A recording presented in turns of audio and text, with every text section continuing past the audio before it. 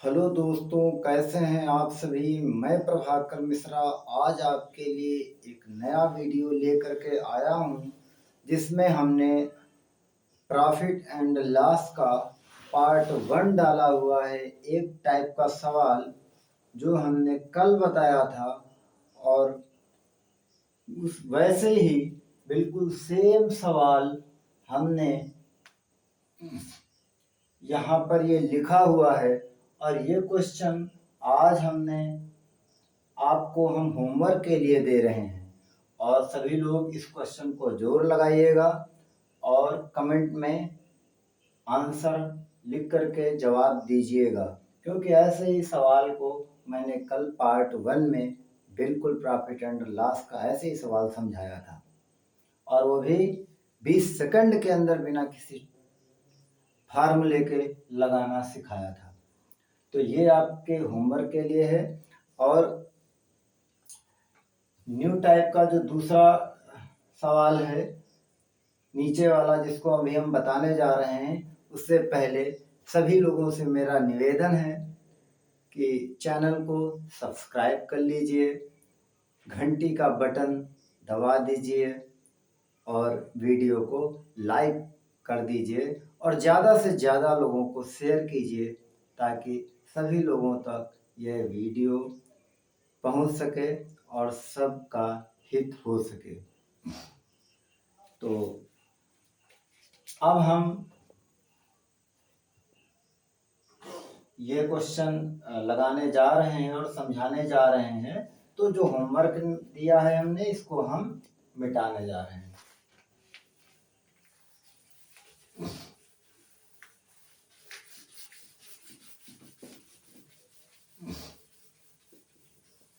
Question है कि जब मूल्य में प्रतिशत कमी या अधिकता होने पर वस्तु की कुछ मात्रा अधिक या कम मिलती है। इस क्वेश्चन को हल करने से पहले मैं एक चीज आपको समझाना चाहता हूं। जैसे सपोज कीजिए, आप चीनी का भाव 10 रुपए प्रति किलोग्राम है। मान लीजिए, हालांकि अब महंगाई है, ये भाव 10 रुपए प्रति किलो है नहीं इस टाइम, लेकिन हमने मान लिया कि 10 रुपए प्रति किलो है, और हमने खरीदी कितने, 5 किलोग्राम। तो हमने टोटल कितने रुपए खर्च कर दिए, 50 किलोग्राम। ये हमारी क्या है, खपत है, कंजम्पशन। और ये क्या है, चीनी का भाव यानी प्राइस है। तो कंजम्पशन और प्राइस का मल्टीप्लाई, ये हमारा आ गया एक्सपेंडिचर, यानी खर्चा आ गया।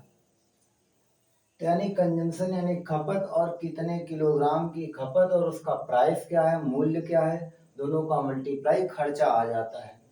अगर मैं खर्चा को नियत रखूं, खर्चा ना बदलूं, तो बताओ कंजम्पशन बराबर क्या होगा, एक्सपेंडिचर अपॉन प्राइस। अगर मैं खर्चा एक्सपेंडिचर खर्चा फिक्स रखूं, खर्चा ना बदलूं, तो जो कंजम्पशन का रेशियो होगा वो प्राइस के यानी मूल्य के रेशियो के उल्टा होगा। खपत का जो रेशियो होगा वो प्राइस के उल्टा होगा, प्राइस के मूल्य के इनवर्सली प्रोपोर्शनल होगा, व्युत्क्रमानुपाती होगा। तो कहने का मतलब है कि अगर किसी वस्तु की कीमत बढ़ेगी तो उसकी खपत घटेगी, और अगर कीमत घटेगी तो मतलब खपत बढ़ेगी। और दैनिक जीवन में भी यही हम लोग देखते हैं। बाजार में भी जब वस्तु सस्ती होती है, प्राइस कम होता है, तो उसकी खपत बढ़ जाती है, मांग बढ़ जाती है। और जब अगर वस्तु महंगी होती है तो उसकी खपत, वस्तु महंगी है, ज्यादा है प्राइस, तो खपत घट जाती है। और यही तो हम अर्थशास्त्र में भी देखते हैं, बाजार में भी प्रैक्टिकली ये देखते हैं। तो अब हम ये क्वेश्चन आपको बताने जा रहे हैं, बिल्कुल जो नीचे हमने क्वेश्चन लिखा हुआ है। तो क्वेश्चन हमारा ये है कि यदि चीनी की कीमत 20% कम हो जाने पर एक व्यक्ति ने रुपए 320 में 5 किलोग्राम चीनी ज्यादा खरीद ली, तदनुसार चीनी की मूल कीमत प्रति किलोग्राम कितनी है। तो चीनी की कीमत 20% कम हो गई ना, तो अगर मैं 20% को फ्रैक्शन में बदलूं तो 20% का मतलब 20/100 यानी 1/5। तो ये 20% का मतलब 1/5। तो जो फ्रैक्शन में जो नीचे का मान, जो 20% की जो कमी हुई है वो किसके रिस्पेक्ट में हुई होगी? जो भी चीनी का प्रारंभिक मूल्य रहा होगा उसके रिस्पेक्ट में। और जो प्रारंभिक मूल्य होता है जिसके रिस्पेक्ट में बात की जाती है वो हमेशा फ्रैक्शन में, भिन्न में नीचे बैठी होती है वो चीज। तो चीनी का मूल्य 20% कम हो गया। 20% का मतलब अगर पहले 5 था तो अब 1 भैया कम हो गया। तो चीनी का मूल्य अगर पहले 5 था तो बाद में 1 कम हो गया तो बचा कितना?